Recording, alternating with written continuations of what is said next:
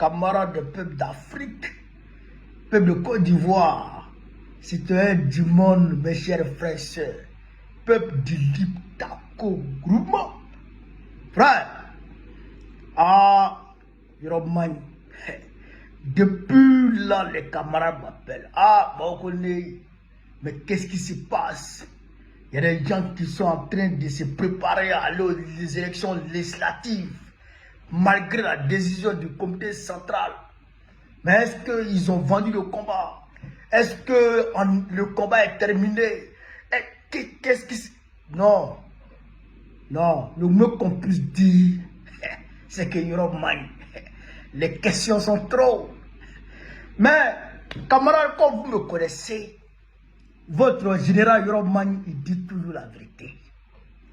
Vous savez, quand on dit parti politique là, c'est une organisation qui unit beaucoup de personnes, d'accord, pour aller prendre le pouvoir d'État. Voilà. Mais dans l'organisation là, dans le parti là, il y a des gens qui viennent, tout le monde, ça c'est y compris moi-même. Chacun vient pour ses ambitions personnelles et la cause commune. D'accord? L'idéologie commune là, l'idéologie du parti là, chacun vient pour ça et pour ses ambitions personnelles. Ça c'est tout le monde. Même toi-même là, c'est la même chose. Ça c'est dans tous les domaines d'activité. Même ceux qui sont dans les entreprises. Tu vas dans une entreprise, tu travailles pour tout le temps, tu te donnes un jeton, mais tu veux faire avancer l'entreprise. Mais il y a des gens dont leur ambition personnelle dépasse l'ambition, dépasse la cause commune. C'est que leur dévouement, leur attachement à leur ambition personnelle là, dépasse leur dévouement pour la cause commune. Par contre, il y a des gens qui sont capables de beaucoup de sacrifices pour la cause commune, pour que la cause commune triomphe. Vous m'avez compris? Ça c'est nous. Ça c'est nous. Qui sommes prêts à des sacrifices immenses, des sacrifices inimaginables pour la cause commune. Nous là, ça c'est nous ça. On est capable de consentir le sacrifice ultime. D'accord?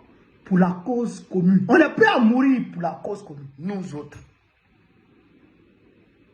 Mais il y a des gens là, elles ne sont pas prêts. Elles ne sont pas prêts. Eux, ils privilégient leur intérêt, leur ambition personnelle d'abord. Quand ils voient que leur intérêt personnel est mis en cause quelque part, ils changent de phase. Ils changent de posture. Quand ils voient que leur intérêt personnel ou leur ambition est mise en cause quelque part, ils changent de veste. D'accord? Donc, c'est ces deux groupes de personnes-là qui font un parti politique. Ceux dont les ambitions sont mesurées et qui font passer la cause commune au-dessus, loin, au-dessus de leur ambition personnelle, comme nous autres. Et ceux qui font passer leur ambition personnelle loin, au-dessus de la cause commune. Et ils sont là. C'est eux là. C'est eux qui vont aux élections législatives là. C'est eux qui vont aux élections législatives là. La cause commune les intéresse peu. La cause commune là, l'idéologie du parti là, ça les intéresse peu. ils n'accordent pas assez d'intérêt à ça.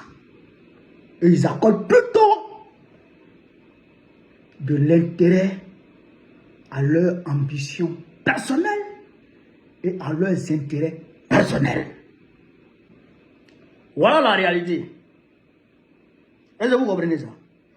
Donc, quand j'ai dit ça, et qu'on se connaît maintenant, et qu'on sait qui est qui maintenant dans ce parti, on doit maintenant se lever et redoubler d'efforts. Parce que celui dont on pensait qu'il était ce qu'il était là, en réalité n'est pas ce qu'on pensait de lui. Celui dont on pensait qu'il pouvait jouer un rôle, en réalité, il ne peut pas jouer ce rôle. Donc, le rôle qu'il devrait jouer là, ce rôle-là, et puis nous-mêmes, le rôle que nous-mêmes on devrait jouer là, on doit prendre tous ces deux rôles-là pour les jouer et puis avancer ensemble. Leur place là, nous on doit travailler à leur place. Et d'ailleurs, c'est bon. C'est bon comme ça. Parce qu'il est mieux de travailler seul ou en petit groupe que de travailler en grand nombre avec des bras cassés ou avec des tricheurs. Ça ralentit la marche. Vous comprenez ça? Donc, ceux qui sont découragés, je ne suis pas d'accord avec vous. Hein. Je ne suis pas d'accord avec ceux qui me parlent de découragement. Je ne suis pas d'accord avec ça. Je ne suis pas d'accord avec ça. Levez-vous, redressez la tête, bombez la poitrine, bombez le torse et dites à tous les camarades que le combat là, qu'il a commencé, c'est maintenant qu'il commence véritablement. Que le combat, c'est maintenant qu'il commence véritablement. Vous avez compris ça? Vous avez compris ça? Voilà. Laurent Gbagbo là, il ne perd pas de combat. Il dit 4 mandats là, le drama ne va pas faire. Et il ne le fera pas. Il ne fera pas ce 4. C'est moi qui vous dis ça. Il ne fera pas ce 4 mandats. Vous comprenez ça? Mais c'est un toilettage naturel qui est en train de s'opérer. Parce qu'on va vers la victoire. Non, et puis, ce n'est pas la victoire totale.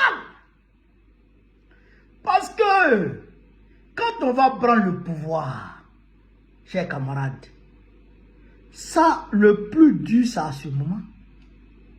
C'est vrai que c'est dur actuellement de prendre le pouvoir. Mais quand on va faire tomber Dramane, et que Gbagbo prendra le pouvoir, et que Gbagbo va prendre le pouvoir, c'est à ce moment que les terroristes vont se déclencher.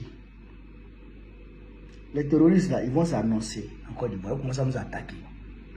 C'est à ce moment que la France va commencer à mettre en branle ces théos, ces mercenaires, ces barbouzes pour nous attaquer. C'est à ce moment que les sanctions économiques vont pleuvoir sur nous.